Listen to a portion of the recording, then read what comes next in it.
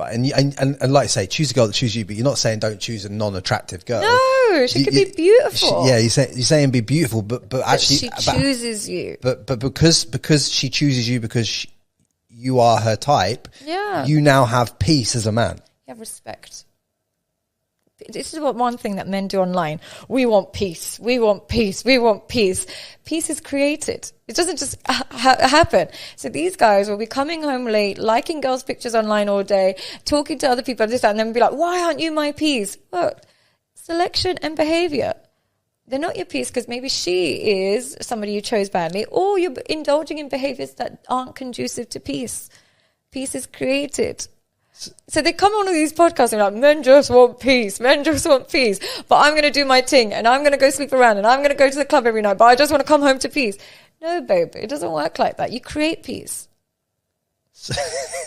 It's just mad how you make it sound so fucking simple. Like, it is that simple. I know. Here's the thing. They think it's a magic formula. They think that they're going to meet a girl and she's just going to be his peace. You come correct. You create that peace by your behavior. Well, firstly, by your selection process. You don't choose a woman that's chaotic and got too much, chaos going on. You choose someone who also likes peace. But secondly, you also create peace in your home by acting in a way that's kind, considerate, respectful, loyal. Peace is an inevitable. So peace is the byproduct, essentially, to Absolutely. all. Peace is the peace that men want these days and talk about objectively is a byproduct of the selection process that they should have in place. So what you're saying, and their behavior afterwards, and their behavior with once they've got that, and the way they conduct themselves with that type of woman. Exactly that. So essentially, then, how does a man and a woman get their selection processes down pat? Are you saying, like, objectively, write it down on a piece of paper exactly what you want? Or I'm a really anti manifest, and I'm not really like that. I'm very practical. Here's how you select peace. You have a list of deal breakers. I cannot tolerate this behavior. So this is what you term as red flags. Red flags, deal breakers. I can't cooperate with it. It might be religious, it might be promiscuous, or if you've got this kind of behavior, that kind of past, whatever it is, I can't, you might have a criminal past, whatever it is. Loyalty, these are my deal breakers. I can't be with you because of this. Now, I go through dating with that in my mind. I look at the person, and even if they have fantastic qualities, they're beautiful, funny, successful, but they've even got one deal breaker. Khalas, there's no. Yeah, what was that word? Khalas, sorry, I'm in Dubai. Well, and I also say inshallah a lot as well. I might need to have a little subtitle. But what did that word mean? Done, finished. Yeah, so if they have even one deal breaker.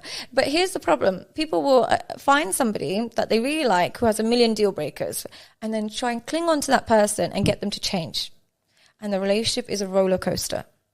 Whereas if you just select people who have none of the deal breakers, even if there's slightly less great things, but none of the deal breakers, you are not forcing change. You are forcing acceptance. You're just accepting them.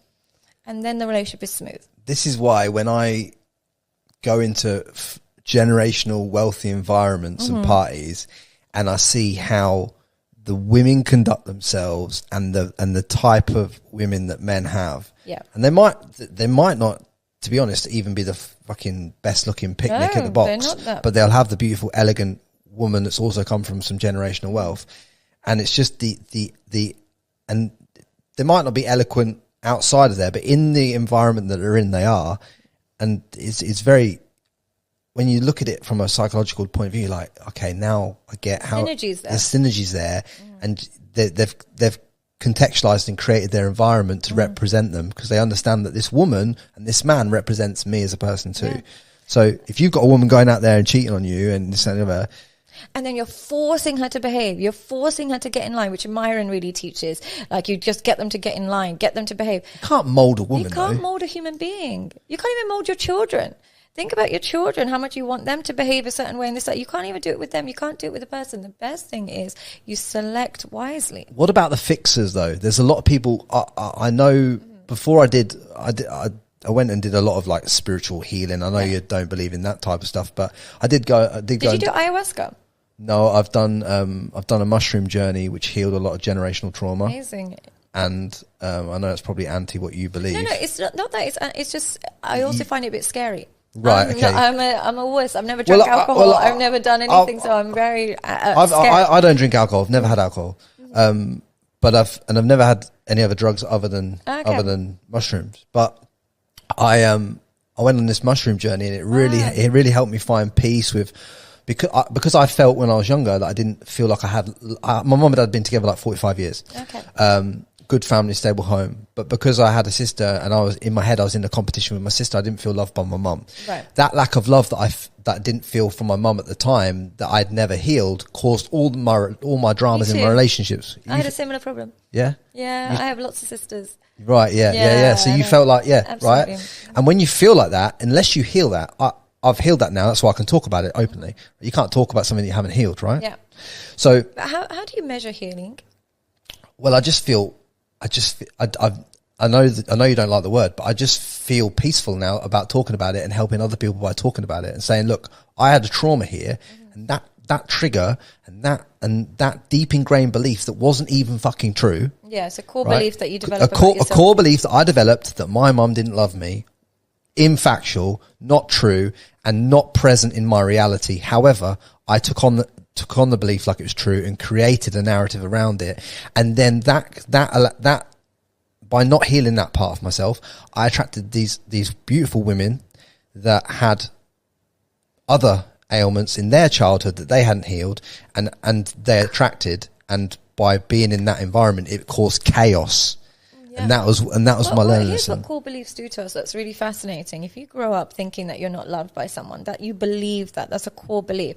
So what happens is that you go through life with that belief, and you look for people that validate that belief. And what I mean by that is you look for people that will make you also believe that you're not lovable. This is exactly what happened. Mm-hmm. Exactly what. You'll either find someone very caring and push them away until they stop loving you, and you're like, your core belief still stands, or you'll choose somebody who doesn't love you that much anyway, and then your core belief still stands. So we're looking to validate our core beliefs. We're looking for other people to also believe we're not lovable. So until we get rid of that core belief, we'll constantly be in the cycle. Yeah, and that's what I was doing. I was dating very, very, very, very spicy, but very, very, very spicy, toxic. Right? Very toxic. Do you know what I mean? Like it's just total. It's just I just caused myself so much chaos. Well, what you do is strengthen that core belief. And then what happens is you back up the belief. You then once you've reaffirmed that belief to yourself as a man, you go out back into the world again, and you have this predisposition on women and that, and then you attract it to even worse, and you create a new until it gets to the point where you're like, hang on a minute. The common denominator here in all this is me. Well, this is one of the reasons I asked, how do you measure healing? Because people will sometimes come to me and be like, I don't want to talk about my mum issues because I've healed from that. And I said, how are you measuring healing? They're like, because I don't care. But I'm like, that's not healing. Is by your ability to sustain and maintain healthy romantic relationships. Well, healing has to also be the part of, like, if you can start to talk about it, you can process it, right? That's the first step. That's definitely the first step. That's removing the anxiety. But actually knowing if you've healed is the strength of your romantic relationships. Yeah. Because they can't last with people who are unhealed. And how you know you haven't healed and you've just kind of got a handle on it, but you haven't fully healed, is every romantic relationship still feels a bit like... forced. And it falls apart. So when you've done the work to kind of heal and release the triggers and the so-called majority of the trauma, say let's just call it 80%, that final 20%, does that come from like going out into the marketplace, so to speak, and just dating until you find it, or attracting it? The first thing is, when you go into the market space, you select wisely. Because here's the thing, somebody who doesn't care about their body will go into the supermarket and select sugars, carbs, things that are bad for them. Somebody who cares about their body will choose protein, healthy food. Somebody who doesn't care about their psychological health will choose toxic, hard, conditional love, abusive. Somebody who cares about themselves and loves themselves won't be attracted to them. As you ascend as a man in your business and everything you're doing, does it ultimately continue to get harder and harder and harder to find a soulmate because you're ascending in the social circle as well? Well, what happens is the skills that you need for business are not transferable for relationships. So really successful men learn to be hyperlogical, they become cutthroat, they become very limited time. Those skills are not transferable in relationships. You need to be emotionally connected. You need to be emotionally aware. You need to meet somebody else's needs. You need to be told no. You need to be, you need to compromise. And as a man becomes a CEO, and so nobody tells him no. And also he fires people, he's logical, he's this, that. Those skills are not transferable. So it becomes increasingly hard to maintain and sustain a relationship. So the only way he deals with it is by selecting a woman that doesn't require as much emotional connection. And that's why rich men get cheated on more. Rich men get cheated on more. Now this is a topic. Because here's what happens. Like I said to you, to be hyper successful, you have to be very logical, not very emotional, super busy. Therefore, you need a woman who's not requiring that much emotional investment, doesn't mind that you're busy. Those women who don't look for emotional connection look for financial investment. They are not going to be emotionally loyal to you. So would more women cheat on Andrew Tate than they would on a lower status guy? I think Andrew is probably one of the few people that's clocked that. And I would imagine he would put women through the ringer before he invests in them. So perhaps not Andrew, but I would say more women would cheat on somebody like, who's a hyper successful man that's out there? I want your example. I'm waiting with bated breath on this. I don't want to upset anyone, but I would say more women would cheat on the CEO of a company than they would of an employer of a company. The employer will probably date another employer who have limited kind of... The employee, you mean? Sorry, another employee. They would date each... They have time for work, time for investment. Time for work, time for investing in themselves, the kids, all this stuff. So they build something and they create that emotional connection, and they're also tapping in and out. And you also know she's not choosing you for lifestyle. She's not choosing you that. She's not that type of woman. She's choosing you for the connection that you created. Now, the CEO is automatically choosing women who like lifestyle because he doesn't have time to emotionally connect. Right. So which means... He filters it down. His filter is now down to the woman who is okay with you going on business trips all day or every week.